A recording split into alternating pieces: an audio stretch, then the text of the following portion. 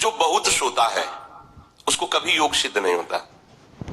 सच्ची मानिए, 3 घंटे नींद में काम हो जाता है, अधिक से अधिक 4 घंटे। ये सोना हमारे लिए बहुत हानिकारक है और ये सोना हमारे लिए लाभदायक भी है। दोनों बात समझना। जिसका स्वभाव बन जाता है कि जहां बैठे वहीं सो गए, जहां बैठे, ऐसा हमने देखा है, बैठे 2-4 मिनट जहां एक घंटा बजने लगे, ये क्या है, ये दलिद्र है क्यों? अरे तुम साधक हो, ये दलिद्रता क्यों? क्या यही उपासना में तुमने सिद्धि प्राप्त की है? जहां बैठ जाओ वहां तुम लड़खड़ा गए, लार बहने लगी, सोने लगे, घोटा बजने लगे। ये दलिद्रता है, ये तमोगुणी है। ऐसा नहीं। एक बार नींद को समय दिया है, 3 घंटे 4 घंटे, आ जाए तो आ जाने, उसको निमंत्रण नहीं देना, राधा राधा राधा, और जग कर फिर वैसे ही अपनी दिनचर्या, कोई भी फर्क नहीं पड़ना। आप अभ्यास कीजिए, कोई फर्क नहीं पड़ेगा। कई दिन बराबर जगने पर भी आपकी दिनचर्या पे कोई फर्क नहीं पड़ेगा। जो अपना स्वभाव बिगाड़ रहे हैं वो अपना नाश कर रहे हैं। अधिक पड़े हैं, सो रहे हैं, ये ठीक बात नहीं है। बार बार जो अधिक पड़े रह करके सोने का अभ्यास किए हैं वो कहीं भी रहे, उनको बार बार नींद सताएगी।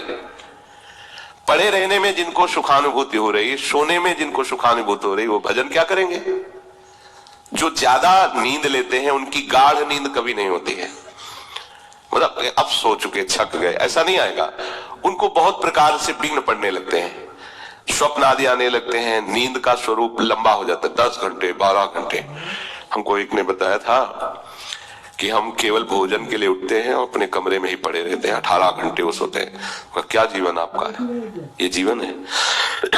सोना बहुत हानिकारक है। अरे हम परमार्थ के पति के जितनी बार नाम जप कर लिए वो हमारे बैंक में जमा हो गया। सो के क्या बर्बाद करना है? 3 घंटे 4 घंटे, इसके 5-6 घंटे वो उनके लिए है जो बहुत श्रम परायण है, परिश्रम करते हैं शरीर से, साधक के लिए नहीं। 3 घंटे पर्याप्त है। आप अभ्यास करके तो देखिए, 3 घंटे में आपको बिल्कुल 24 घंटे के लिए तृप्ति मिल जाएगी। हाँ बिल्कुल ठीक है, अभ्यास कर लीजिए। दिन में लेटे रहने पर भी 1 मिनट नींद नहीं, अभ्यास कीजिए। अभ्यास अमृत है और अभ्यास ही मृत्यु है। आपने जैसा अभ्यास कर लिया, अमृत का अभ्यास किया तो अमृत है और मृत्यु का अभ्यास किया तो मृत्यु है। भोगों का अभ्यास करना, सोने का अभ्यास करना, प्रपंच में अधिक रुचि रखना, ये सब मृत्यु है। नामामृत, लीलामृत, रूपामृत, धामामृत, इसका अभ्यास करो, अमृत है ये। शरीर उसका बहुत सोने पर भी आलस्य से भरा रहेगा। आलस्य के कारण वो भजन में जे भी बैठेगा 2-4 मिनट में ही माला छूट जाएगा और नींद आ जाएगी। ऐसा दर्शन होता है। वो बहुत कोशिश करते हैं, हाँ बस ऐसे हो जाते हैं। ये कैसे हो गया? तुम्हारा क्या अभ्यास है? ऐसे कैसे कोई हम पे ऐसे कैसे हावी हो सकता है? कोई हमारे ऊपर ऐसा कैसे शासन कर सकता है? चाहे नींद हो या काम हो या क्रोध हो, आप क्या हो? आप समझो, आप भगवान के अंश हो। आप इतना अधीन होते चले जा रहे हैं शरीर के।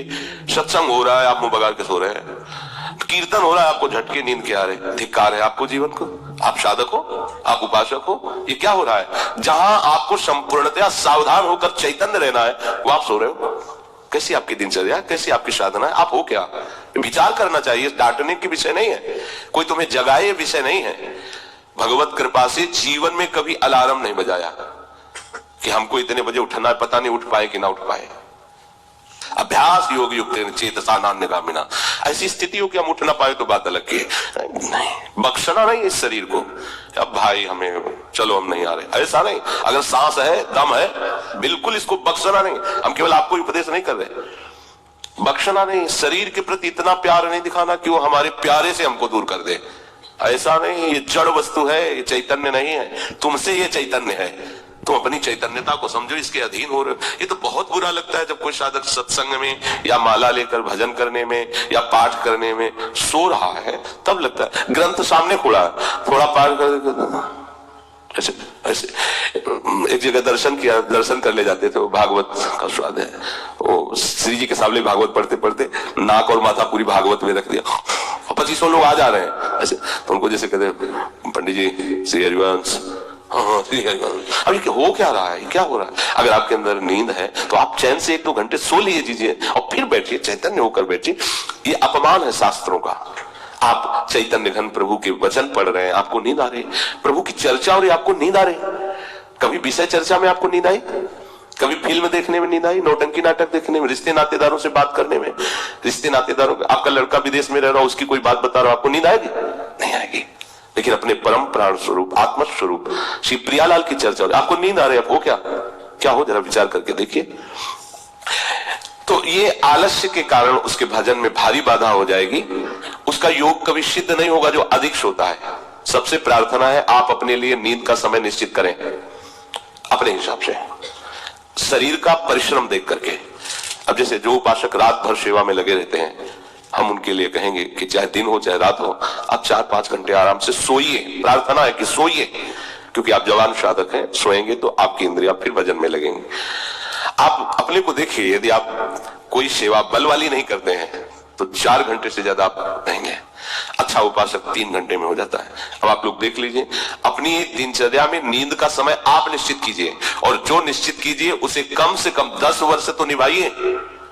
यहाँ 2-4 दिन में दिनचर्या बदल जाती है, ऐसे नहीं होना। साधु का ऐसा नहीं होता, कुछ नियम लो तो 10-5 वर्ष तो चलो, 2-4 दिन में सब फिसल जाते हो, क्या फायदा है। एक नियम लो, हम इतने घंटे सोएंगे, हम छूट देते हैं आपको, आप अपने आप ने नियम लो कि हमारा इतने घंटे में हो जाएगा। उस घंटे को आप लिख लो अपने सामने कि मुझे इतने घंटे केवल सोने के लिए सत्संग में अनुमति है, क्योंकि हमने वहां इतना नियम लिया था। आप ले बताने की जरूरत नहीं, आपके द्वारा लिया हुआ नियम फिर आपसे कभी नहीं टूटना चाहिए। स्वीकार करो आप अंदर से कि आप इतना सोएंगे, पर लिमिट हम बता देते हैं। शरीर अधिक श्रमित जो सेवा में होता है 5 घंटे, गृहस्थी है तो 6 घंटे, साधक है 4 घंटे। भजनानंदी को कहना ही नहीं पड़ेगा, 3 घंटे में हो जाता है। इसी के अंतर्गत आप चयन कर लीजिए, 6 से 7 में मत बढ़ना, क्योंकि सत्संगी हो इतना भारी श्रम तुमसे नहीं होता। बलराम ब्रजवासी है, 20 वर्ष की बात बता रहे हैं, एक दिन की नहीं 20 वर्ष की नित्य दिनचर्या से वृंदावन की परिक्रमा, और कितनी मेहनत से